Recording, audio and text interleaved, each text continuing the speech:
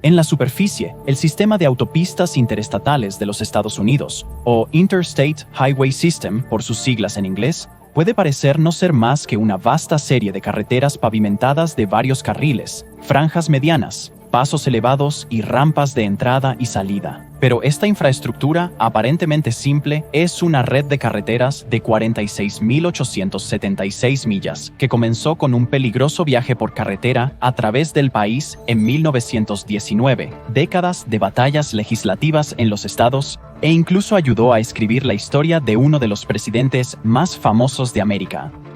Así que, aunque rara vez se califica al asfalto pavimentado como emocionante, la notable historia oculta detrás de las carreteras de América encarna una especie de brillantez discreta en su gran escala, ejecución y consecuencias de largo alcance para América. 3 lentes a través de los cuales veremos el genio de la Interstate Highway System en el video de hoy.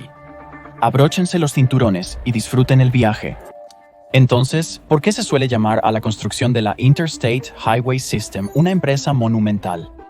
Después de todo, no es la primera red de carreteras construida, ¿cierto? La respuesta reside en su escala, ingeniería en innovación y complejidad económica y logística. Para entender cuán desafiante fue este proyecto, todo lo que necesitas saber es que el costo estimado original del sistema era de $25,000 millones, y se esperaba que se construyera en un periodo de 12 años. El costo final se disparó a $114,000 millones, equivalente a $618,000 millones en 2023, y tomó casi 30 años adicionales para construir. Habla de un gran esfuerzo. Para entender cómo el proyecto pasó de $25,000 millones a $114,000 millones y de 12 años a 39 años, debemos hacer un recorrido por todo el desarrollo del Interstate Highway System, desde cuando se concibió por primera vez la idea de esta maravilla de la ingeniería hasta cuando finalmente se declaró completa la construcción.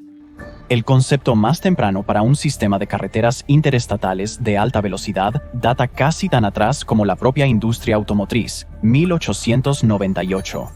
De hecho, esta industria es la razón principal para el impulso hacia el desarrollo de redes de carreteras eficientes. Sin embargo, para algunos, esta no fue la única razón para el proyecto. Para Thomas McDonald, un ingeniero civil y político de Iowa, también era personal. Cuando era niño, McDonald trabajó en la tienda de granos y madera de su padre, donde presenció de primera mano los devastadores efectos de las malas condiciones de las carreteras. Específicamente, los cultivos de los agricultores se pudrirían antes de que pudieran atravesar los accidentados caminos para incluso llegar al mercado, mientras que los envíos de madera se retrasarían o se perderían debido a carreteras inadecuadas. Es por eso que McDonald hizo de su vida una misión para mejorar la vida de las comunidades rurales al abogar por el desarrollo de un sistema de carreteras robusto y eficiente. En 1913, McDonald fue nombrado ingeniero jefe de la nueva Comisión de Carreteras de Iowa. En esta capacidad, trabajó de cerca con Logan Page, el director de carreteras públicas, y la Asociación Americana de Funcionarios de Carreteras Estatales, para asegurar el apoyo a la Ley Federal de Ayuda a Carreteras de 1916. Aunque esta ley fue un paso en la dirección correcta, los $75 millones en fondos federales asignados para la construcción de carreteras aún eran insuficientes para la ambiciosa visión que McDonald tenía en mente. Sin embargo, menos de un año después de que se debía implementar la visión de McDonald y todo lo que representaba la Ley Federal de Ayuda a Carreteras de 1916, eso dejó de importar, ya que los Estados Unidos se unieron oficialmente a la Primera Guerra Mundial.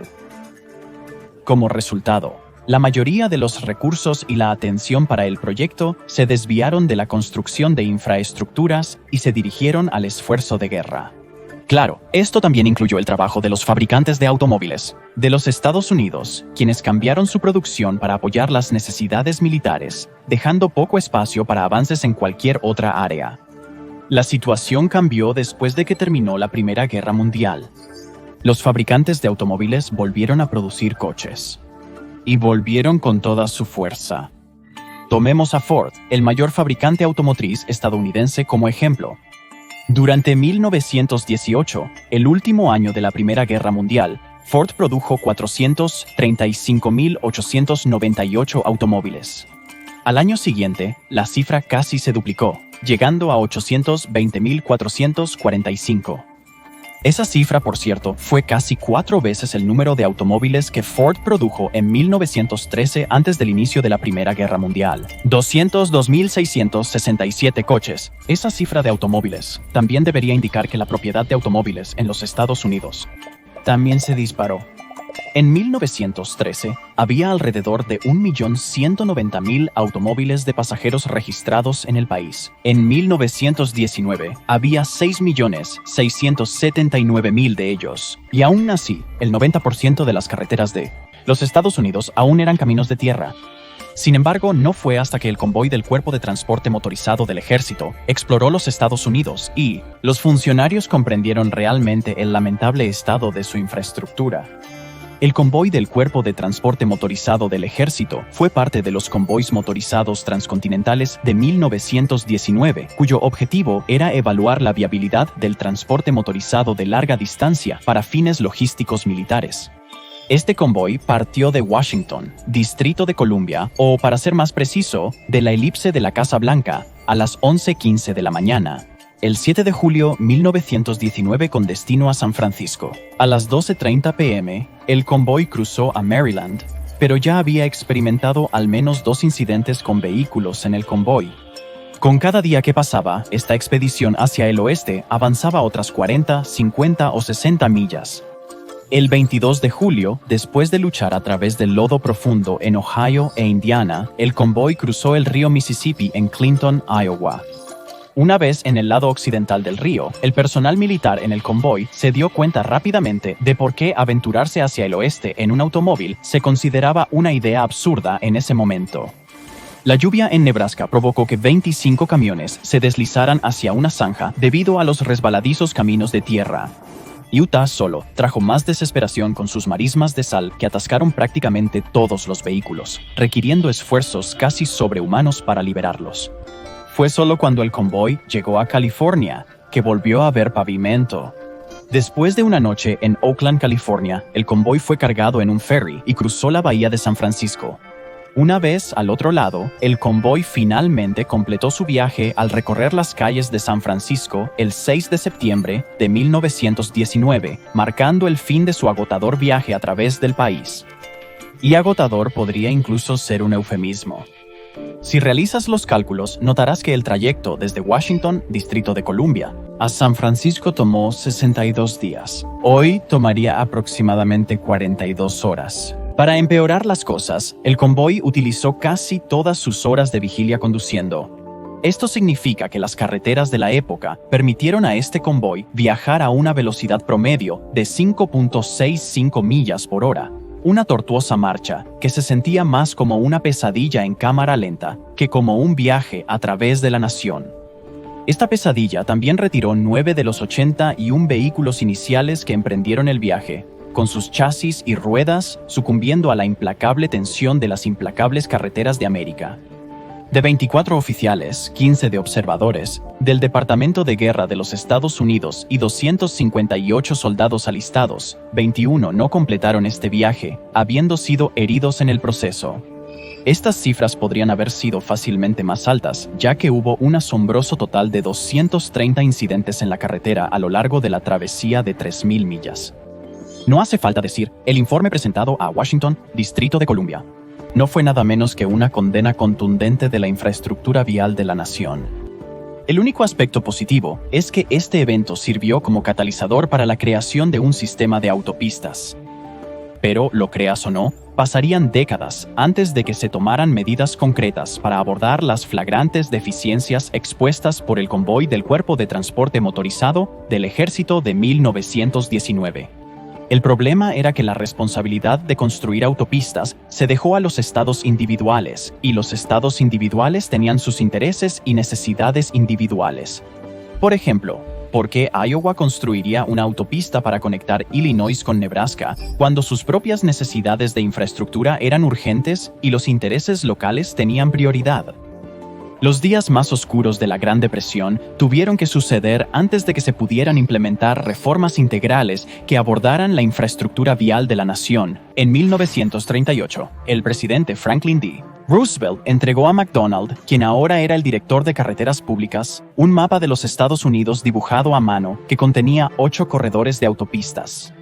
El objetivo era claro: poner a la gente a trabajar en la construcción de una red de carreteras que no solo estimularía el crecimiento económico, sino que también uniría a la nación a través de una nueva era de infraestructura.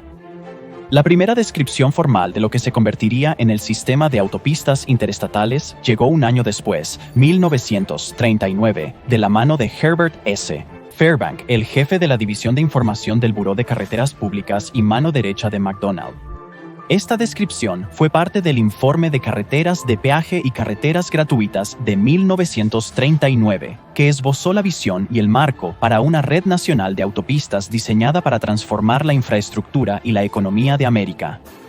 Pero una vez más, una guerra mundial intervino. Esta vez, la Segunda Guerra Mundial. Por muy espantosa que fuera esta guerra, impulsó inadvertidamente los planes para desarrollar el sistema de autopistas de los Estados Unidos. ¿Recuerdas cómo el convoy del Cuerpo de Transporte Motorizado del Ejército de 1919 fue un infierno para sus participantes, pero consolidó la necesidad de una red nacional de carreteras?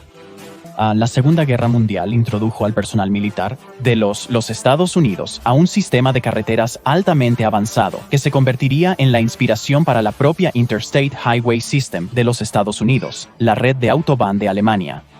Curiosamente, una persona estuvo presente en ambos eventos importantes, utilizando sus observaciones para impulsar el cambio más tarde. El futuro presidente Dwight D. Eisenhower. Durante el Cuerpo de Transporte Motorizado de 1919, Eisenhower, entonces un teniente coronel, fue asignado como observador para la misión. La Segunda Guerra Mundial lo vio asumir un papel fundamental como comandante supremo de las fuerzas aliadas en Europa.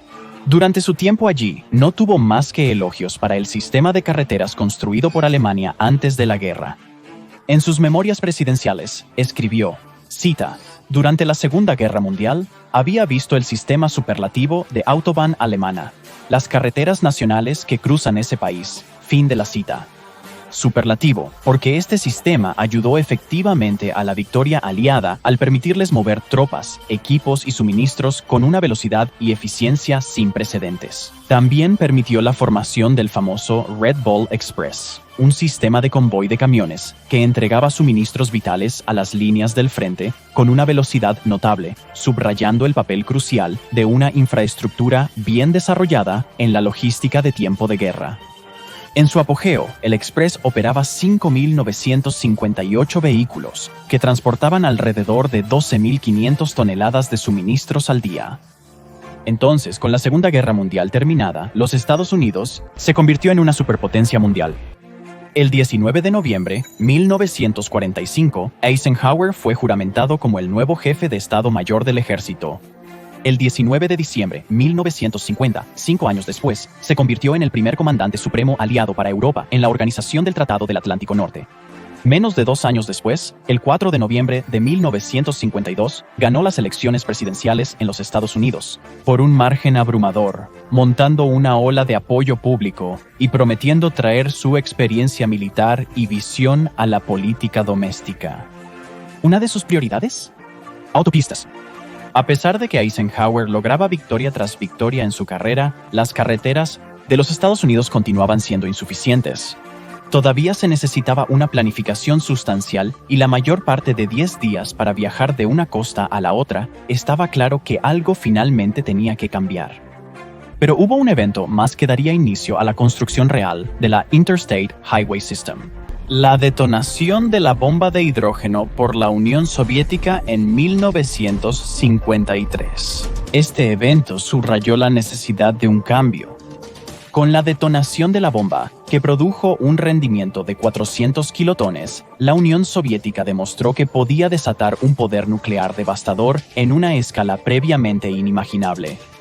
Esta nueva realidad de inmensa capacidad destructiva, junto con el gobierno inestable después de la muerte de Joseph Stalin, subrayó la necesidad de una red de transporte robusta y eficiente para garantizar una movilización rápida, evacuación y respuesta efectiva en caso de una crisis. Después de todo, hablamos de un país donde el 79% de las personas creían en una guerra nuclear entre los Estados Unidos y la Unión Soviética era inminente, lo que les llevó a construir refugios antiaéreos, acumular alimentos y prepararse para lo peor. Así que, la Guerra Fría, y específicamente la detonación de la bomba de hidrógeno de 1953, fue el tercer y último catalizador que impulsó a los Estados Unidos a entrar en acción. En 1954, Eisenhower nombró al teniente general Lucius Clay, quien fue instrumental en el éxito logístico después de la invasión del día D en Normandía, como jefe del comité asesor del presidente sobre el Sistema Nacional de Autopistas.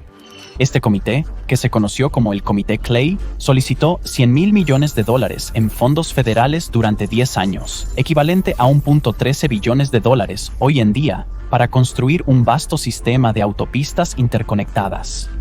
Este plan ambicioso se basó en 4 puntos. Número 1. Seguridad. Según el Comité Clay, 36,000 personas pierden la vida anualmente debido a carreteras inadecuadas y accidentes de tráfico. Segundo, el costo de propiedad vehicular. Debido a las malas condiciones de las carreteras, la propiedad y reparación de vehículos se estaban volviendo cada vez más costosas. Número 3. Seguridad nacional. La amenaza nuclear inminente exigía una red de transporte eficiente y confiable para facilitar las evacuaciones de emergencia de las ciudades. El comité se centró en las grandes ciudades y áreas urbanas, declarando que la rápida mejora del completo sistema interestatal de 40,000 millas, incluyendo las conexiones urbanas necesarias a este, es vital como medida de defensa civil. Y número 4. Economía. El comité destacó que un sistema vial moderno impulsaría el crecimiento económico. En febrero de 1955, Eisenhower envió esta propuesta al Congreso y el mapa conceptual de 1947 de la Oficina de Registros Públicos y el sueño de muchos estadounidenses finalmente estaba a punto de convertirse en realidad. Un año después, el 29 de junio de 1900,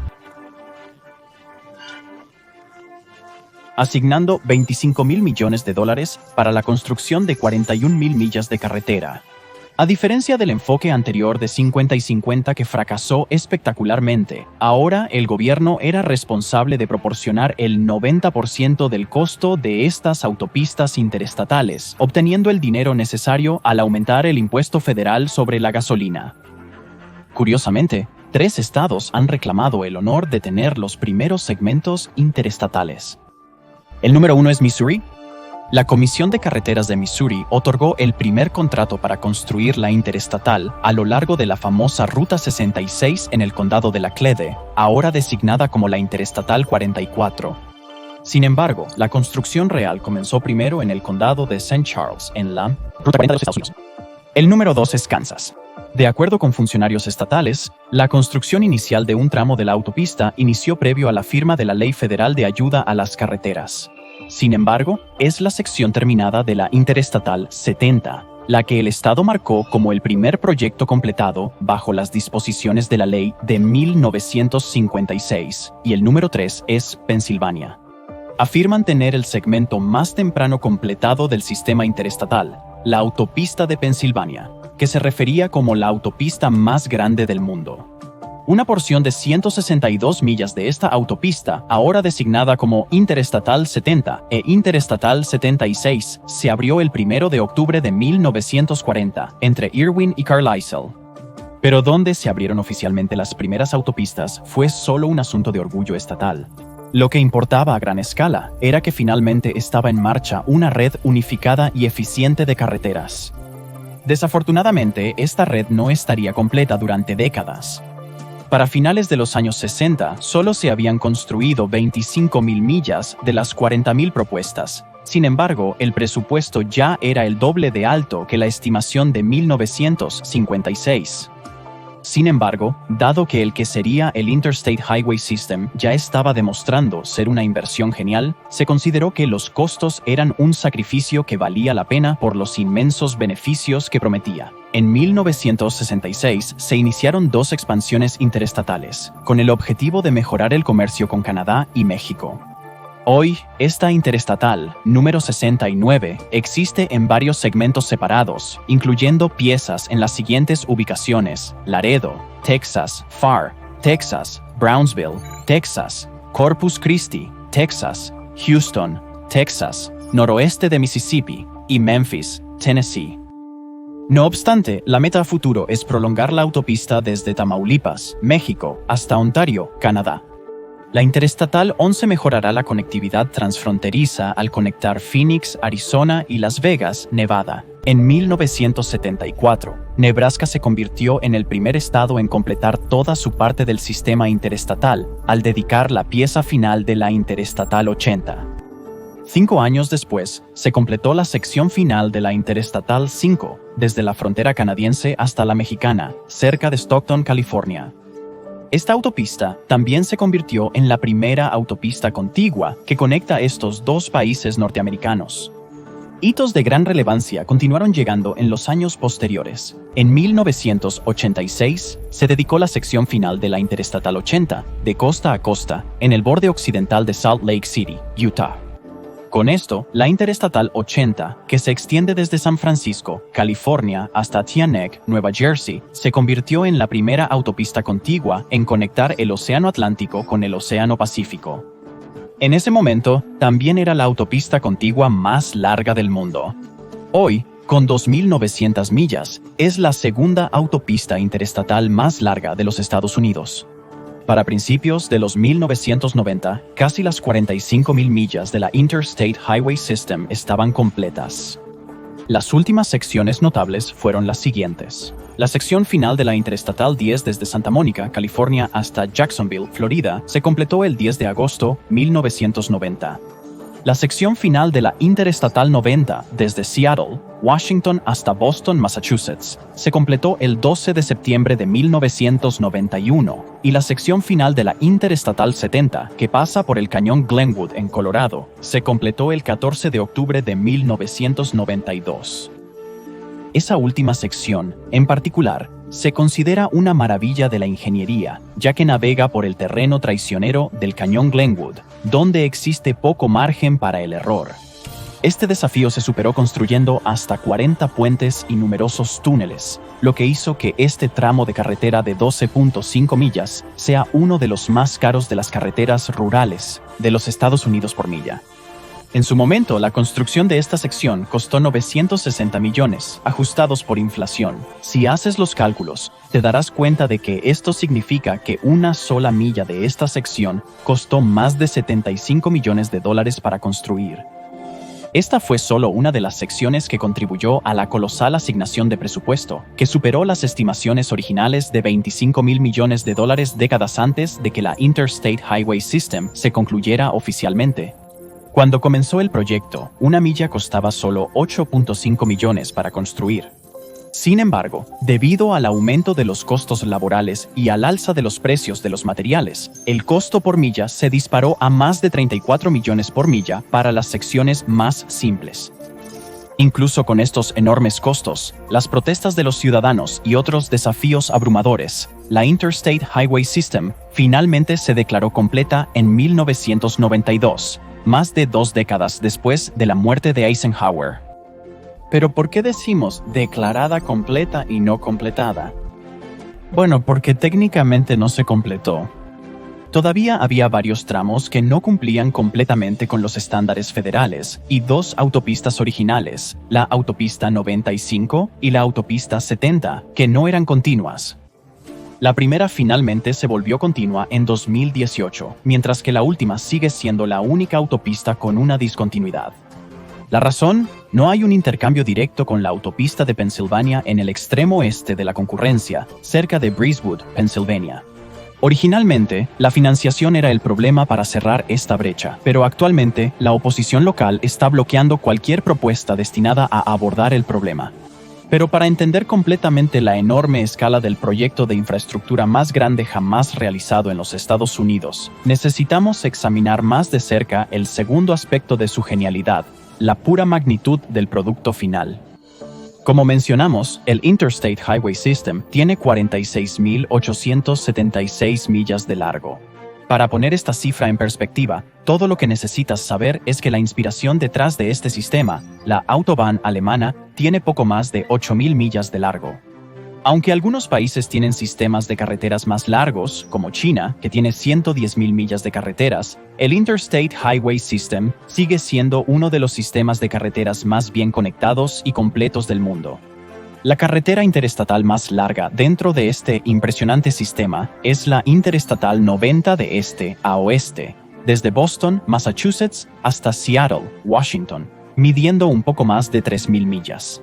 Con esta longitud, la Interestatal 90 se encuentra entre las 25 carreteras más largas del mundo, siendo el primer lugar para la carretera panamericana, que abarca 19.000 millas desde Prudhoe Bay, Alaska, hasta Ushuaia, Argentina en Sudamérica. Aunque debemos notar que hay una interrupción de 60 millas en la carretera en el tapón del Darién, requiriendo el uso de un ferry para continuar su viaje. En cuanto a la dirección norte-sur de los Estados Unidos, la carretera más larga es la Interestatal 95, que abarca 1.908 millas desde la frontera canadiense cerca de Holton, Maine, hasta Miami, Florida. La Interestatal 95 también sirve al mayor número de estados, incluyendo Florida, Georgia, Carolina del Sur, Carolina del Norte, Virginia, Washington, Distrito de Columbia, Maryland, Delaware, Pensilvania, Nueva Jersey, Nueva York, Connecticut, Rhode Island, Massachusetts, New Hampshire y Maine. Otros logros impresionantes a destacar incluyen Nueva York, con la mayor cantidad de interestatales en un solo estado, compuesto por 32 rutas diferentes. Illinois, con la mayor cantidad de interestatales primarias dentro de un solo estado, con 13 autopistas primarias y 11 autopistas auxiliares, cubriendo casi 2.249 millas. Y Texas, con la mayor cantidad de millas interestatales dentro de un solo estado, con 3.233 millas a través de 17 rutas diferentes. A partir de 2022, las interestatales rurales representan casi 275.000 millones de millas de vehículos anuales de viaje, mientras que sus contrapartes urbanas acomodan 559.19 mil millones. Eso es un poco más de un cuarto de todas las millas de vehículos conducidas en los Estados Unidos. Aunque esta cifra es impresionante por sí misma, se vuelve aún más indicativa de la importancia del Interstate Highway System cuando consideras que este sistema solo representa menos del 1% de la red vial total en los Estados Unidos. Hablando de la importancia del Interstate Highway System, veamos la parte más grande de su genialidad: el impacto de este monumental sistema en la sociedad estadounidense.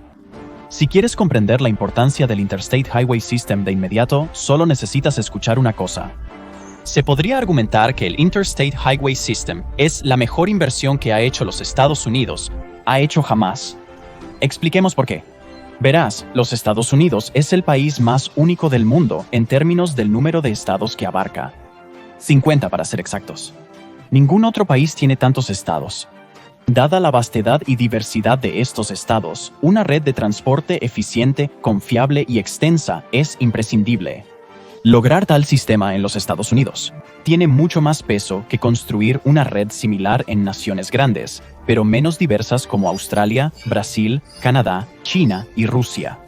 Aunque construir tal sistema en un país tan descentralizado es un éxito en sí mismo, la consistencia del Interstate Highway System lo eleva a un nivel de logro aún mayor. Los estados de los Estados Unidos pueden diferir en gobiernos, leyes y culturas, pero sus carreteras están casi todas construidas de la misma manera. Esto fue posible gracias a un simple documento de 8 páginas titulado Una política sobre normas de diseño, sistema interestatal. Aquí hay un breve resumen de algunas de las normas más importantes que todas las interestatales deben cumplir. Número 1. Todas las interestatales deben tener acceso controlado, lo que se refiere a la restricción de puntos de entrada y salida a intercambios designados, asegurando un flujo de tráfico suave e ininterrumpido. Número 2. Debe haber barreras físicas o franjas medianas entre los carriles de tráfico que se aproxima para prevenir colisiones y mejorar la seguridad. Número 3. Las interestatales deberían tener un número mínimo de carriles, típicamente 2 en cada dirección, para acomodar grandes volúmenes de tráfico y reducir la congestión. Número 4. El diseño de la interestatal debe incluir señalización clara y consistente para guiar a los conductores y asegurar una fácil navegación a través de diferentes estados. El ahora icónico escudo rojo, blanco y azul es universalmente reconocido como un designador de ruta interestatal y número 5, todas las interestatales deben ser construidas con un límite de velocidad estándar para asegurar que los vehículos puedan viajar a velocidades consistentes, mejorando tanto la seguridad como la eficiencia. La velocidad de diseño mínima es la siguiente: 50 millas por hora en áreas urbanas y montañosas y 70 millas por hora en áreas rurales. La velocidad máxima de conducción varía según el estado. Los estados del noreste y los costeros suelen tener límites más bajos, mientras que los más altos están reservados para los estados al oeste del río Mississippi. Por ejemplo, varias partes de las interestatales rurales 10 y 20 en Texas tienen un límite de velocidad de 80 millas por hora, mientras que el mismo límite generalmente no supera la marca de 55 millas por hora en Washington, Distrito de Columbia. Gracias a estas velocidades y la calidad de las carreteras, incluso un viaje transcontinental ahora puede realizarse en cuestión de días. Esta es también la mayor ventaja del Interstate Highway System para la gente estadounidense. Este sistema facilita un viaje rápido, eficiente y conveniente. Además, este viaje es más seguro. Las carreteras de Interstate Highway System son mucho más seguras gracias a carriles anchos, pendientes consistentes y curvas suaves, lo que reduce significativamente la probabilidad de accidentes y brinda una experiencia de conducción más confiable. Cuando el programa de construcción de la autopista comenzó en 1956, la tasa de mortalidad nacional era de 6.05 muertes por cada 100 millones de millas recorridas por vehículos. En 2023 fue de 1.26 muertes. El Interstate Highway System también ha hecho grandes cosas por la economía de los Estados Unidos. En pocas palabras, los Estados Unidos nunca se habrían convertido en la economía más grande del mundo sin la poderosa conectividad que aseguró el Interstate Highway System. La construcción de este sistema prácticamente inauguró un segmento completamente nuevo de la economía, uno que atendía a los viajeros a lo largo del Interstate Highway System. Hoteles, moteles, restaurantes y estaciones de servicio prácticamente surgieron de la nada, creando una próspera economía a pie de carretera. Pero este no es el único sector económico que se benefició del Interstate Highway System. La facilidad de viaje interestatal revolucionó varias industrias más allá de la hospitalidad. Las empresas minoristas expandieron su alcance a nuevos mercados, los fabricantes optimizaron sus cadenas de suministro y surgieron centros de distribución para manejar el aumento del flujo de bienes. La Interstate Highway System también jugó un papel crucial en la facilitación del comercio al conectar a los productores con los consumidores a través de grandes distancias, impulsando tanto las economías regionales como nacionales. Como resultado, ciudades como Albuquerque, Phoenix y Dallas pudieron transformarse en enormes metrópolis. Phoenix sola creció más de 10 veces. En 1940, después de que terminó la Gran Depresión, Phoenix tenía una población de alrededor de 65,000. Para la década de los 70, esta cifra se elevó a un asombroso 874,000. Estas cifras no deberían ser sorprendentes, considerando el hecho de que la construcción del Interstate Highway System tuvo el mayor impacto en el sur y el oeste de los Estados Unidos, y es allí donde se realizó la mayoría de la construcción. En el sur, Arkansas, Georgia y Carolina del Sur vieron la mayor cantidad de millas construidas por habitante, mientras que Montana, Nevada, Wyoming y Utah se destacaron en el oeste. En resumen, la periferia estadounidense se benefició más del Interstate Highway System, ya que finalmente se conectó adecuadamente con los centros y mercados centrales de la nación, impulsando el crecimiento económico y el desarrollo urbano. Incluso las áreas que parecían prácticamente imposibles de conectar vieron una mejora significativa en la accesibilidad. Toma la Interestatal 70 como ejemplo. La construcción de esta interestatal se considera nada menos que una maravilla de la ingeniería, ya que la ruta pasa directamente a través de las montañas rocosas, cruzando terrenos desafiantes y alcanzando elevaciones de más de 11,000 pies. Ahí está el túnel Eisenhower, el punto más alto a lo largo del Interstate Highway System, con una elevación de 11,158 pies, lo que lo convierte en uno de los túneles vehiculares más altos del mundo. Luego está el Cañón Glenwood, el tramo de carretera de 20.1 kilómetros. que serpentea a través de una garganta dramática, que como mencionamos, se completó al final. Y finalmente, el San Rafael Swell, una enorme área de formaciones rocosas, erosionadas y profundos cañones que la interestatal navega magistralmente. Gracias al esfuerzo e ingenio detrás de la Interestatal 70, el lado occidental de los Estados Unidos se volvió ampliamente accesible para una variedad de desarrollos y actividades, incluyendo esquí, turismo y comercio. Otro rol crucial del Interstate Highway System a mencionar, ya que todo inició con la militar de los Estados Unidos, es que algunas partes de las autopistas se duplican como pistas de aterrizaje de emergencia para aviones militares. También hay numerosos puestos del ejército de los Estados Unidos cerca de autopistas interestatales, permitiendo rápido despliegue y apoyo logístico cuando se necesite. Por ejemplo, la primera división de infantería en Fort Riley, Kansas, está cerca de la Interestatal 70 y la tercera división de infantería en Fort Stewart, Georgia, está posicionada cerca de las autopistas 17 y 84 y las interestatales 16 y 95 de los Estados Unidos. Teniendo todo en cuenta, está abundantemente claro que el Interstate Highway System ha encontrado una forma de mejorar casi todos los aspectos de la vida estadounidense, desde la eficiencia del transporte y la seguridad vial hasta el desarrollo económico y la seguridad nacional.